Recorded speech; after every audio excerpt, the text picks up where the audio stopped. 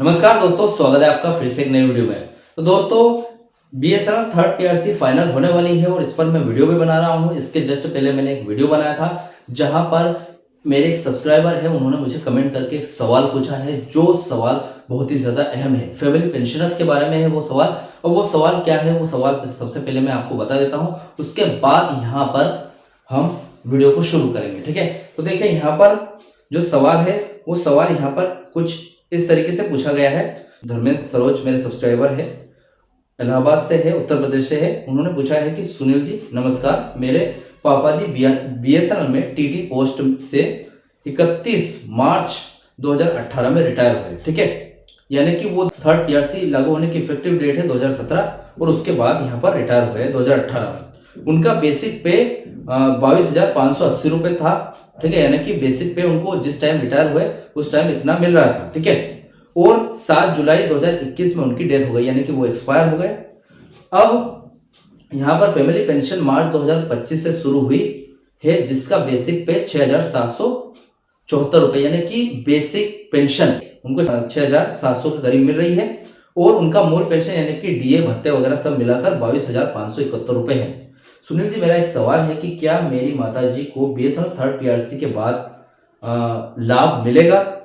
Please कितना मिलेगा, एक वीडियो जरूर बनाइए। और उन्होंने लास्ट में अपना नाम लिखा है, जैसे कि आप यहाँ पर देख सकते हो स्क्रीन पर। ठीक है, तो धर्मेंद्र सरोज जी, सबसे पहले तो मैं आपको बताना चाहूंगा कि उनको थर्ड पीआरसी लागू होने पर जरूर लाभ मिलेगा और कैसे मिलेगा। आज इस वीडियो में डिटेल तरीके से हर एक चीज की आपको जानकारी देने वाला हूं, थोड़ा सा कैलकुलेशन भी करके बताऊंगा और सारी बातें क्लियर करके पूरी बात बताऊंगा आपको कि थर्ड पीआरसी का लाभ कैसे मिलेगा, उनको एरियर का क्या फायदा मिलेगा, उनको यहाँ पर काम करने के दौरान कितना यहाँ पर एरियर मिलेगा, या फिर पेंशनर के जब बन गए वो उस हिसाब से, या फिर उनकी डेथ के बाद क्या फायदा मिलेगा, सारी जानकारी बताऊंगा। ठीक है, तो चैनल पर नाम सब्सक्राइब करें। मेरा नाम है सुनील विश्वकर्मा। जानकारी यूजफुल लगे तो एक लाइक करके जरूर जाना। चलिए दोस्तों, बढ़ाते हैं वीडियो को आगे। तो देखिए, यहाँ पर मैं कुछ पॉइंट के माध्यम से बताऊंगा आपको, जो भी उन्होंने क्वेश्चन पूछा है, क्या माताजी को थर्ड पीआरसी का लाभ मिलेगा, पहला पॉइंट रहने वाला है। सेकंड पॉइंट है हमारा पेंशन कैलकुलेशन के बारे में बताऊंगा। उसके बाद थर्ड है रुकावट कहाँ आ रही है वो बताऊंगा। ठीक है, तो देखिए यहाँ पर सिंपल सी बात है।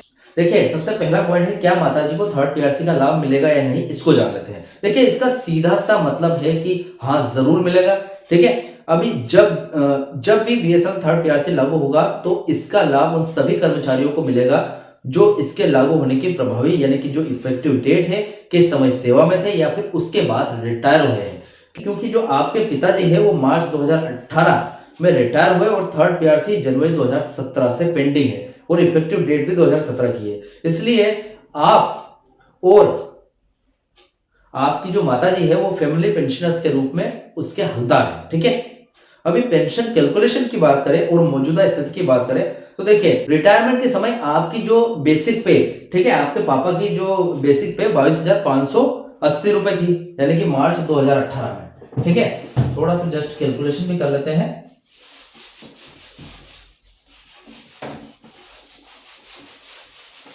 तो मार्च 2018 में आपके पिताजी की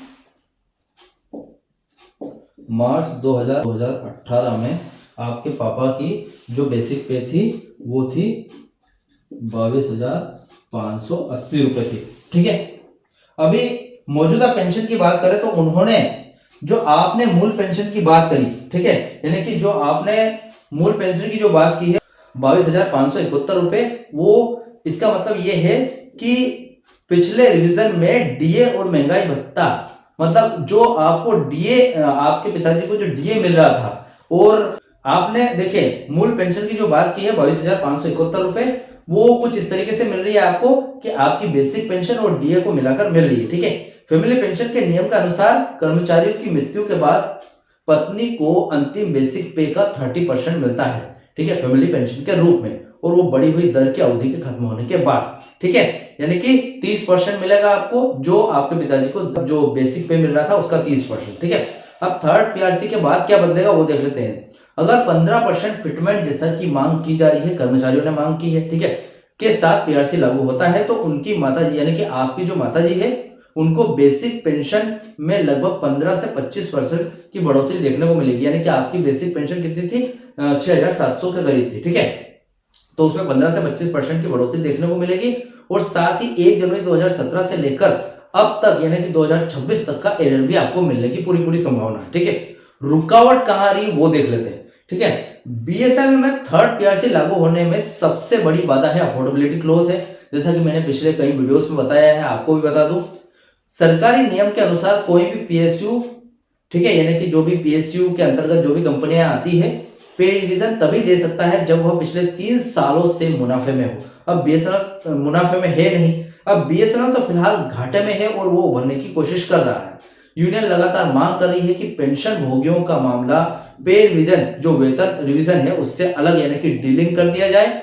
और अगर पेंशन रिवीजन अलग हो गया तो, क्योंकि पेंशन का जो भुगतान है वो डोट करती है न कि बीएसएनएल, अगर पेंशन जो है डीलिंग हो जाता है पेंशन रिवीजन, तो वो सरकार के पक्ष में चला जाएगा, सरकार के हाथ में चला जाएगा और सरकार के हाथ में गया तो पेंशन रिवीजन जल्दी ही लागू हो जाएगा। ठीक है, यहाँ पर जो अभी मामला है, अभी यहाँ पर मेरे सब्सक्राइबर से मैं कहना चाहूंगा, सरोज जी से, धर्मेंद्र सरोज जी से, यहाँ पर जो अभी जो मामला है पेंशन रिवीजन का, वो दिल्ली में अटका हुआ है क्योंकि बीएसएनएल घाटे में है। लेकिन पेंशनर्स के लिए अच्छी खबर है कि अदालतों और यूनियनों का दबाव है। ये पेंशनरों के लिए बहुत ही ज्यादा अच्छी खबर है क्योंकि अदालत और यूनियनों का इस पर दबाव है।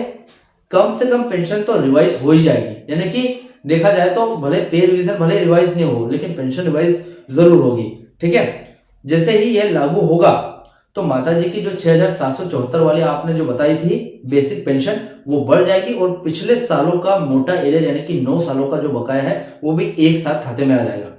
फिलहाल अभी थोड़ा आपको इंतजार करना पड़ेगा क्योंकि ये जो मामला है ये पेंडिंग है, लेकिन कानूनी रूप से आपका जो हक है वो पक्का है। ठीक है, तो फिलहाल ये अपडेट थी आपकी जो फैमिली पेंशनर्स की जो आपने जो सवाल पूछा था उसके बारे में, और आई होप आपको इसका जवाब मिल गया होगा। थोड़ा सा आपको डाउट होगा इस अपडेट में क्योंकि मैंने कैलकुलेशन करके नहीं बताया, और कैलकुलेशन क्या है मेरे पास अभी टाइम नहीं है, कैलकुलेशन मैं करके जरूर बताऊंगा। फिलहाल मैंने जानकारी दे दी है, इसके नेक्स्ट वीडियो में मैं पूरा कैलकुलेशन करके बताऊंगा कि आपका जो आपने अमाउंट बताया था उसके हिसाब से आपकी पेंशन कितनी बढ़ेगी। ठीक है, तो फिलहाल इस वीडियो से रिलेटेड आपके जो भी डाउट क्वेश्चन वगैरह तो मुझे कमेंट कर सकते हैं। वीडियो अच्छा लगा तो वीडियो को लाइक कमेंट से जरूर करें। मिलते हैं दोस्तों नेक्स्ट वीडियो में। सी यू सून।